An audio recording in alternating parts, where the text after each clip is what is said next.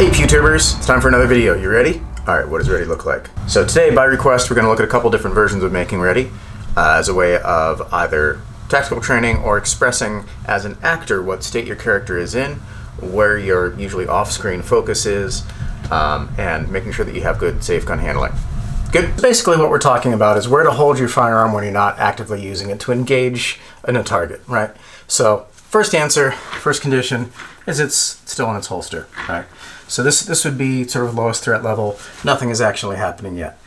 Now once you've drawn it, chances are good you're going straight into an engagement. And you're going straight from the draw into a stance of some sort. I'm just using a rubber one now. It sticks a little in the holster, but you get the idea, right? Now, sometimes afterwards, though, there's this moment where people like to kind of stop and check around and see if there's any, if the other bad guy has any buddies coming up, or otherwise communicate. Or if you're stacked up in a line and got people coming around and you've already drawn because you know you might need to use it soon, but you're not using it yet. So then the question comes, how do you hold this thing? So let's kind of walk through these. Now the position Sul, it's a Portuguese, I think, for south. It was a Brazilian tactician who was doing this primarily at the time. And there are some artifacts of this that have to do with just what they were using, like the way that they would engage the thumb safety on your 1911 or things like that. But essentially what you've got is the barrel pointed straight down. Sul just means south. You've got it pointed south, right? Because that's usually a safe direction. Now there's a slight angle out from my body, so it's not pointed at my crotch. Again, this is a solid rubber, so I'm not too worried about it. I did drill this one out and decorate it a little bit, but it is a rubber prop. This is not a real firearm. But yeah, so I'm not pointing it inward because I don't want to be blowing holes in my feet or my knees or my crotch, obviously. But from this position, it's, you got to kind of try to actually aim it at your feet. But it's about as tight as you can square up and not have it be flagging somebody in front of you, right? And it is an awkward position. I mean, if I take the firearm out of this, it looks like Donald Trump making fun of a reporter. It's an awkward, not strong feeling position. It's the beginning of a joint lock being done to myself, right? It's not a very good feeling military kind of fighting stance, right? Unless you do a lot of this crane style or mantis style stuff, right? Mantis style kung fu, you guys are set. But for the rest of us, this might feel a little weird getting used to it. It's assisted by this second hand. So this hand being underneath makes it a much stronger position because as soon as I lift up, it drops right into a nice two-handed grip. This support hand rolls right into a nice grip from there. So that can be a really nice, easy transition lifting out from there. So that's part of why this is okay. Now you could put it lower, but then it's more time to re-engage. The idea is that this is a really quick and easy position from here to bring it up and to engage, but at the same time, at the moment, it's pointed in a safe direction when I don't have a designated downrange, or I don't know where the threat is. And then I can bring it up, right? So that's position Sul. It's not a ready position, but it's not a not ready position. It's sort of a condition yellow, right? It's the I'm not sure where the threat is, or I'm not ready yet and people are passing in front of me and I don't have the shot yet. Now there's a comparable one, a couple different comparable ones though. A lot of people have seen what we call the low ready, and that would be just kind of holding it down at an angle like this. Same idea of I'm pointing it primarily at the floor in a safe direction. I'm less likely to accidentally shoot something that I don't want to by breaking one of those safety rules, right? Don't point it in a non-safe direction. Don't point it at something you don't want to put a hole in. But having it out and down, a lot of actors end up looking really stiff with this. What we don't want is this like poorly articulated action figure that just moves from the shoulders, or even worse, leans back. Those are not good. Don't do those. So from a low ready, the idea is that from here, I can pick it up and engage fairly quickly, but I'm now a little bit more connected to a specific direction. From Sul, I can quite easily change to one of the others, and you see John Wick do a lot of this in tight kind of stuff, in part because it's for retention, and in fighting, it then transitions to something else.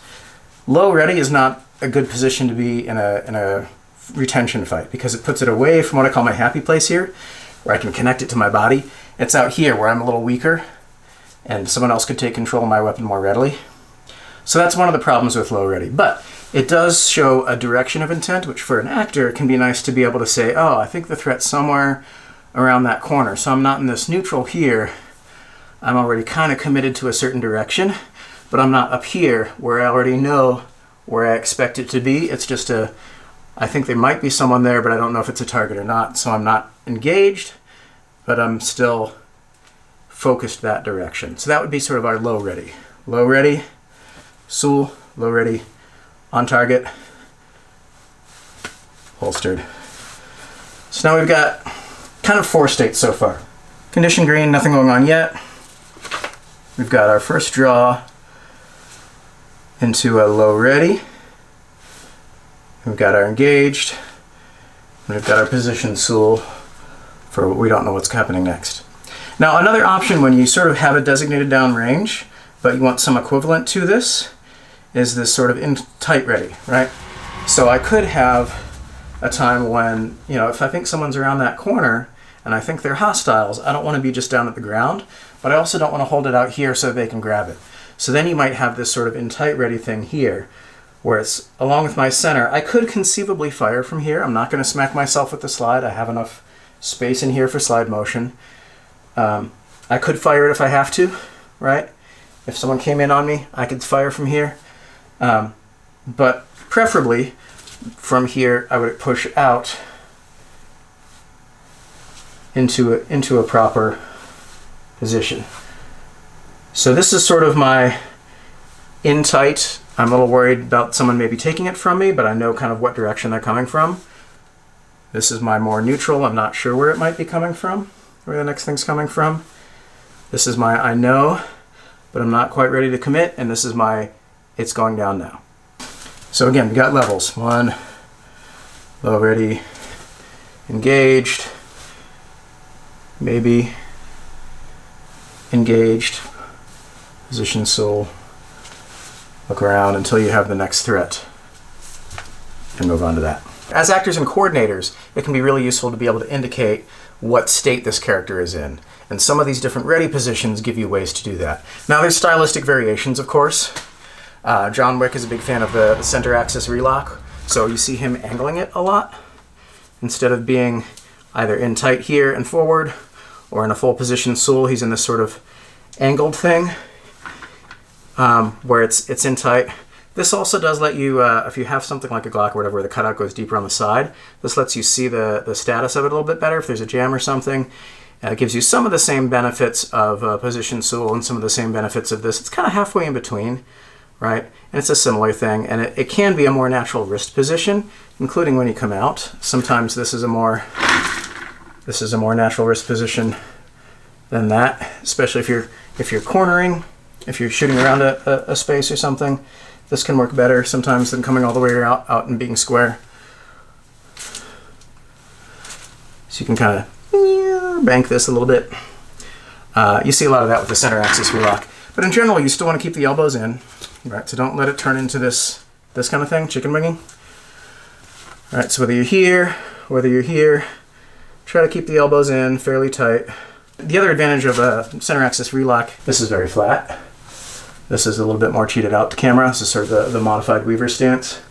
Center Axis Relock is sort of a more modern version of that modified Weaver, and so it still lets me cheat out to camera a little bit for these profile shots, which can be nice. Gives me a nice way to cheat that shoulder back and open up the camera, as well as in terms of when we get like John Wick style, where there's a lot of weapons retention issues, being able to have that dominant hand back more, so that if I do need to block and get this clear so that my weapon is free of somebody coming in at me, this shoulder back gives me a better position from which to clear and fire and, you know, do whatever throws and stuff John Wick's known for, right? So for the most part, those same general ideas will work for most characters in most situations and most weapons. And it gives you sort of levels of threat and intent that you can express as an actor. And if you are showing up at a range or an IDP event or other firearms event for the first time, it's a way that you can make sure that you're keeping good muzzle discipline, that you're not wiping anybody with the muzzle or the threat, that you're keeping everybody on the range safe. and at least showing them that you have at least some idea of some sort of training, and you're not just walking around going, hey, how y'all doing, right? You don't want to be flagging everybody with this thing. Again, a good way to get some training is if you put a light or a laser on the end of one of these. Play around with that. That can help you with making sure that you're able to bring those sights up in a decent time, and that you're actually on target, and that you're consistent. If you have something that lets you dry fire, maybe an airsoft or maybe just snap caps, it lets you practice your trigger pull and see if you're like squeezing and pulling a little bit to one side or the other. It's a little different when you start anticipating recoil, so it's not quite the same when you know it's a snap cap. But it does help you just practice that straight trigger pull and not something that's going to pull it offline a little bit. And then it also means that when you're doing some of these other things, you can make sure that you're not flagging your own knee or your foot when you drop this down, and that you're keeping this in a safe direction at all times. So that's a quick primer on sort of different ready positions that we've got, different neutral positions, different levels of intent, both as actors and for real firearms. This is Kevin Inoue from Fight Designer LLC. Stay tuned. We've got some other stuff still kind of in the pipeline from Rick Gilbert in Chicago, talking about some of the stuff that they've done with blank firing guns and other firearm props in the Chicago theater scene, some stuff on Lugers. So stay healthy, stay safe, and as long as I can do the same, I'll keep coming out with these. Thanks.